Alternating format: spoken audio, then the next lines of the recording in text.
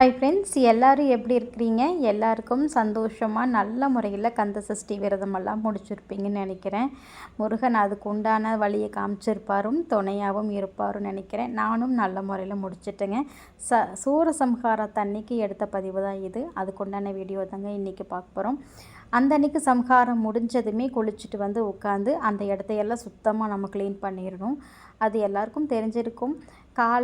காலையில் நம்ம வந்து சட்கோணம் போட்டு தீபம் ஏற்றுவோம். சாயந்தரமும் அதில் நான் ஏற்றுவேன். ஆனால் அந்த சம்ஹாரத்தன்னைக்கு மட்டும் குளிச்சுட்டு வந்து உட்காந்ததும் அந்த கோலம் பூ எல்லாத்தையும் எடுத்து தொடச்சிட்டு திரும்பவும் புது சட்கோண கோலம் போட்டு அதுக்கப்புறமா தீபம் ஏற்றணும்.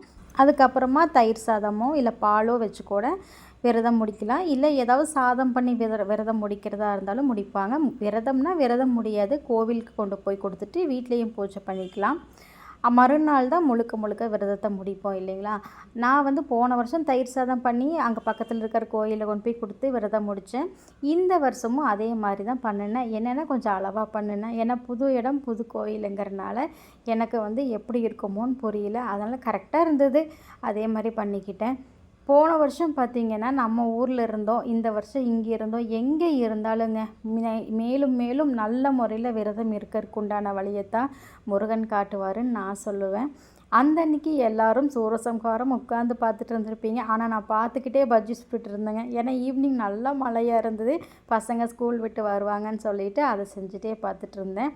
அதுக்கப்புறமா குளிச்சுட்டெல்லாம் வந்து தயிர் சாதத்துக்கு ரெடி பண்ணிக்கலாம் அப்படின்னு சொல்லிவிட்டு தாளித்து மட்டும் கொஞ்சம் மாதுளம்பழம் கடலைப்பருப்பு கடுகெல்லாம் போட்டு தாளித்து மட்டும் தயிர் சாதம் பெரட்டி எடுத்துக்கிட்டேன்.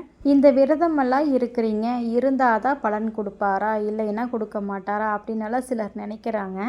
ஆனால் விரதம் இருந்து நமக்கு ஒரு பலன் கிடைக்கிறதுக்கும் நார்மலாக அவர் நம்மளை பார்க்கறக்கும் கொடுக்கறக்கும் ஒரு வித்தியாசம் தெரியுங்க.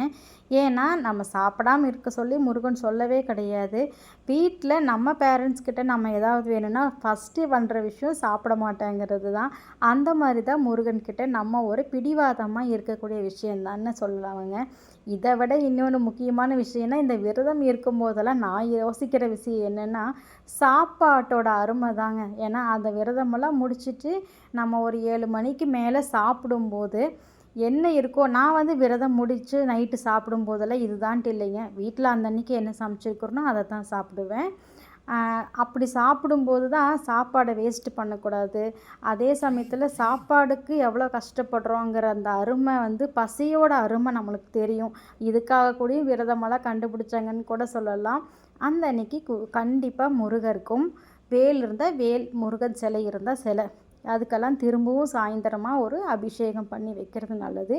பாலில் பண்ணும்போது நம்மளுக்கு ஒரு பரிபூரணமான ஒரு நிவர்த்தி பண்ண மாதிரி ஆயிரும். அதனால் நான் வந்து அந்த அன்றைக்கி சாயந்தரமாக பால் வச்சு முருகன் சிலையும் வேலவும் ஒரு அபிஷேகம் பண்ணிவிட்டு அதுக்கப்புறம் எடுத்து வழிபாடுக்கு வச்சுக்கிட்டேன்.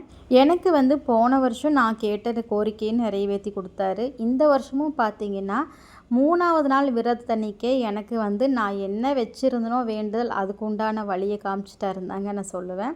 அதுக்கு இதுதான் உனக்கு வழி அப்படின்னு மட்டும் காட்டிடுவார். அந்த வழியை பிடிச்சி நம்ம தான் போய்க்கணும். முழுக்க முருகரே செய்வார் அப்படின்னலாம் நினச்சிட்டு எதிர்பார்த்துட்டு உட்காந்துட்டு இருக்கக்கூடாது. அதுலேயும் இந்த விரதம் பார்த்திங்கன்னா ஃபஸ்ட் டைம் நான் விரதம் இருக்கும்போது ஒரு வேண்டுதல் வைக்கணும்னு கூட தெரியல, விரதம் எப்படி முடிக்கணும்னு தெரியல, அப்புறம் காப்பு கட்டணுங்கிறதே தெரியல. எதுவோ பொதுவாக விரதம் எல்லாம் இருக்கிறாங்க கந்த சஷ்டி நம்மளும் இருப்போம்னு சொல்லி தாங்க இருந்தேன். அதுக்கப்புறம் ஒரு 2-3 வருஷம் கேப் ஆகிடுச்சு. அப்புறம் போன வருஷம்தான் பார்த்திங்கன்னா ப்ராப்பராக நான் 2வது வருஷம் விரதம் இருந்தேன். காப்பெல்லாம் கட்டி எப்படி இருக்கணுமோ அப்படி நான் விரதம் இருந்தது போன வருஷம்தான். சந்தோஷமாக எனக்கு ஒவ்வொரு டைம் விரதம் இருந்தாலும் சரி இல்லைனாலும் சரி அந்த சமயத்துக்கு தக்க சமயத்தில் வந்து நிற்பார் முருகனுங்கிற மாதிரி என் விஷயத்தில் நிற்பார். இதை நான் உறுதியாக திரும்ப சொல்கிறது எதனாலனா நடக்குது. நீங்கள் யோசிச்சு பாருங்கள், அள்ளி கொடுத்தாதான் முருகர் அப்படின்னு இல்லைங்க. நமக்கு வரக்கூடிய ஆபத்திலிருந்து தக்க சமயத்தில் காப்பாற்றுறாரு பார்த்தீங்களா, அதுவே பெரிய விஷயந்தான். எல்லாருமே பெரிய கோடீஸ்வரங்களாக இருந்தால் உலகத்தில் எல்லோரும் சோம்பேறி ஆயிடுவாங்க. அதனால தான் நமக்கு மனுஷங்களுக்கு என்னென்ன அனுபவிக்கணுமோ அதெல்லாம் அனுபவிச்சு தான் தீரணும். அதே சமயத்தில் பெரிய இதிலிருந்து நம்ம சின்னதாக காப்பாற்றுறதுக்கு முருகர் கண்டிப்பாக வழி விடுவார். நாளைக்கு டே 7ல் பார்க்கலாம்.